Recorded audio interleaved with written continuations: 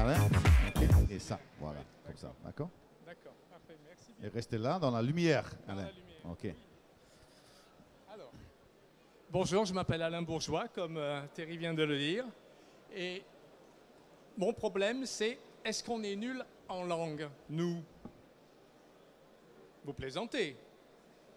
Est-ce qu'on plaisante vraiment ou pas? Je pense avoir entendu qu'effectivement, on ne plaisante pas. On est un petit peu nul en France parce que l'enseignement des langues reste malheureusement un peu trop académique. Il n'y a pas suffisamment d'oral et il n'y a pas suffisamment d'heures de cours non plus. Seulement, il y a un espoir, parce que quand j'ai passé mon oral en anglais au bac, j'ai fait ce que j'ai pu. Et l'examinateur m'a regardé et m'a dit « Mais vous ne savez pas parler anglais ?» Et je suis devenu prof d'anglais. Donc il y a de l'espoir. Apprendre une langue dans un vide humain et culturel, est-ce possible? À votre avis? Non? Bon, ben voilà, c'est ce que je pense aussi. Apprendre à skier sans la neige, apprendre à faire du vélo sans vélo, c'est un petit peu frustrant, on n'arrive pas à grand-chose. Et en plus, quand on n'utilise pas une langue d'une façon régulière, on n'arrive jamais à prendre la confiance pour se sentir à l'aise. Donc, une langue, c'est une situation de plaisir. Parler une langue étrangère est un plaisir. C'est pour ça que je pense qu'il existe la magie des langues. En plus, on aime voyager. Ben, si vous aimez voyager, profitez-en pour rencontrer vos amis européens. C'est la meilleure façon.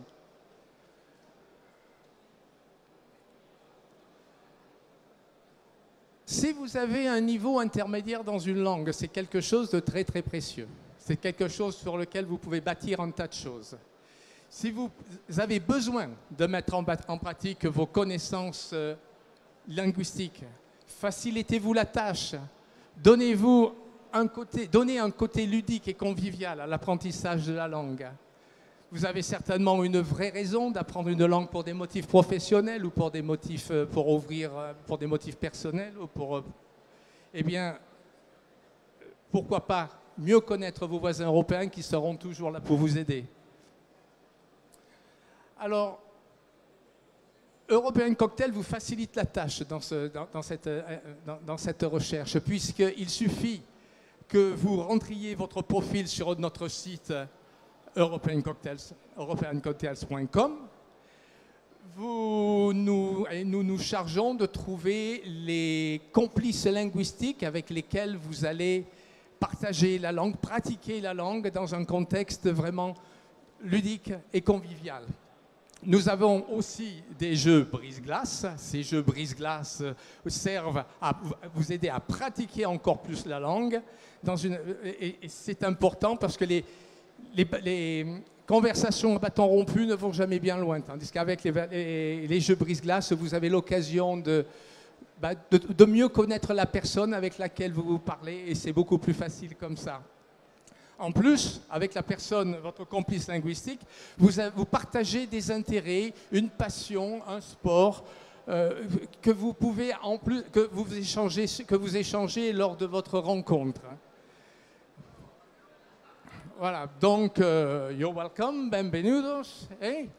Notre expérience passée a vraiment dépassé tous les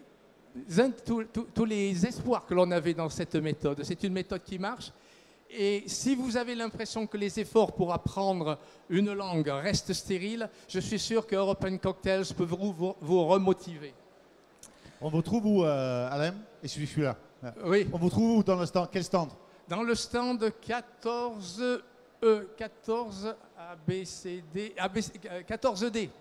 14D, juste là-bas. Ok.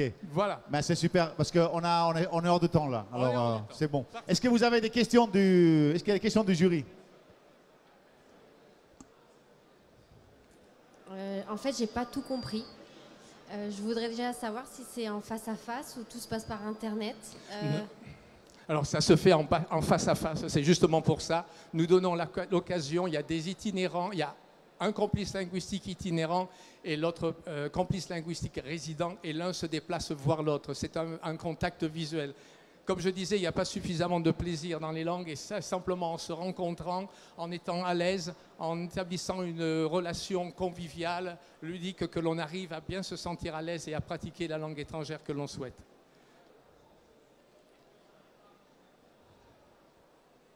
Ok, bah, très bien. Merci Alain, Alain Bourgeois, merci le jury, merci beaucoup. Merci. Voilà. Combien d'entre vous parlez anglais couramment? Non, non, c'est bon, écoutez, très bien, c'est super, super, c'est bien. L'anglais, que vous sachiez,